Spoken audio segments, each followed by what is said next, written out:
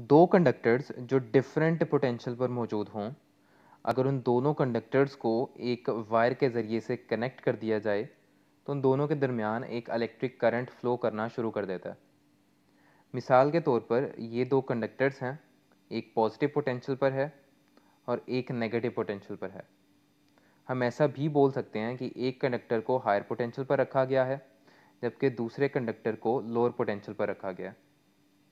अगर आप इन दोनों कंडक्टर्स को कनेक्ट कर दें एक वायर के ज़रिए से तो इन दोनों कंडक्टर्स के दरमियान इलेक्ट्रिक करंट फ्लो करना शुरू कर देगा, जिसकी डायरेक्शन पॉजिटिव यानी हायर पोटेंशियल से नेगेटिव यानी लो पोटेंशियल की तरफ होगी। ये करंट का फ्लो दो कंडक्टर्स के दरमियान उस वक्त तक बरकरार रहेगा जब तक कि दोनों कंडक्टर जो हैं वो सेम पोटेंशियल पर नहीं हो जाते हैं। अगर इन दोनों कंडक्टर्स का जो पोटेंशियल है वो सेम हो जाए तब इन दोनों के दरमियान करंट का फ्लो रुक जाएगा। मिसाल के तौर पर अगर ये वाला कंडक्टर 5 वोल्ट का कर दिया जाए, यानी इसका जो पोटेंशियल है वो 5 वोल्ट हो जाता है, इसी तरह जो दूसरा कंडक्टर है उसका पोटेंशियल भी 5 वोल्ट हो जाता है, तो इन दोनों के दरमियान जो पोटेंशियल डिफरेंस है यानी 5 माइनस 5 ये हो जाएगा ज़ीरो। और अगर पोटेंशियल डिफरेंस ज़ीरो है तो ओहम्स लॉ के मुताबिक जो करंट है वो भी कितना हो जाएगा, ज़ीरो के बराबर आ जाएगा। इसका मतलब ये है कि अगर आप दोनों कंडक्टर्स के दरमियान करंट का फ्लो बरकरार रखना चाहते हैं तो आपको इन दोनों कंडक्टर्स का पोटेंशियल जो है वो सेम नहीं होने देना है। वो डिवाइस जो कि दो कंडक्टर्स के दरमियान या किसी कंडक्टर के दो एंड्स के दरमियान पोटेंशियल डिफरेंस जो है वो बरकरार रखती है, उसे हम नाम देते हैं सोर्स ऑफ करंट का। मिसाल के तौर पर ये एक बल्ब है जिसे कनेक्ट किया गया है एक बैटरी के साथ। अब बैटरी क्या करती है, बैटरी का पॉजिटिव टर्मिनल जो है वो इस बल्ब के एक एंड के साथ कनेक्ट है, जबकि बैटरी का नेगेटिव टर्मिनल इस बल्ब के दूसरे एंड के साथ कनेक्ट है। इसका मतलब ये है कि इस बल्ब के अक्रॉस एक पोटेंशियल डिफरेंस मेंटेन किया जा रहा है, किसकी मदद से, इस बैटरी की मदद से।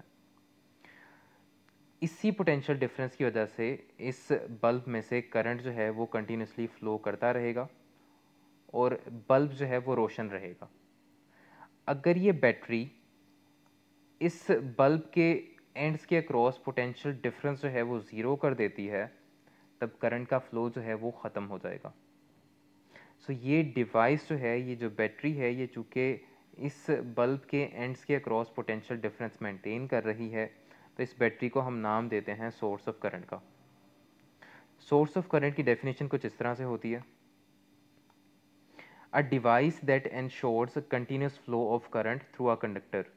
एक ऐसी डिवाइस जो किसी कंडक्टर में से करंट का जो फ्लो है वो बरकरार रखती है, उसे हम क्या नाम देते हैं, सोर्स ऑफ करंट का नाम देते हैं। ये जो सोर्स ऑफ करंट है ये नॉन इलेक्ट्रिकल एनर्जी को कन्वर्ट करती है इलेक्ट्रिकल एनर्जी में। मिसाल के तौर पर नॉन इलेक्ट्रिकल एनर्जी से मुराद है, ये एनर्जी केमिकल भी हो सकती है, मैकेनिकल एनर्जी भी हो सकती है, हीट एनर्जी भी हो सकती है, सोलर एनर्जी भी हो सकती है।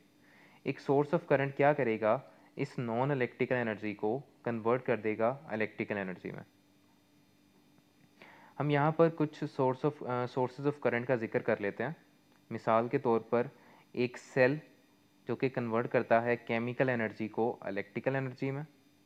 इसी तरह इलेक्ट्रिकल जनरेटर या इलेक्ट्रिक जनरेटर ये कन्वर्ट करता है मैकेनिकल एनर्जी को इलेक्ट्रिकल एनर्जी में। थर्ड वन इज़ थर्मोकपल, ये कन्वर्ट करता है हीट एनर्जी को इलेक्ट्रिकल एनर्जी में। And the last one is solar cell, जिसे फोटोवोल्टिक सेल भी बोलते हैं, ये कन्वर्ट करता है सनलाइट को इलेक्ट्रिकल एनर्जी में। So electric cell, electric generator, thermocouple और सोलर सेल जो हैं ये एक नॉन इलेक्ट्रिकल एनर्जी को कन्वर्ट कर रहे हैं इलेक्ट्रिकल एनर्जी में और इन्हें इस्तेमाल किया जाता है किसी भी कंडक्टर के एंड्स के अक्रॉस पोटेंशियल डिफरेंस मेंटेन करने के लिए। तो इसीलिए हम इन्हें नाम देते हैं सोर्सेज ऑफ करंट का।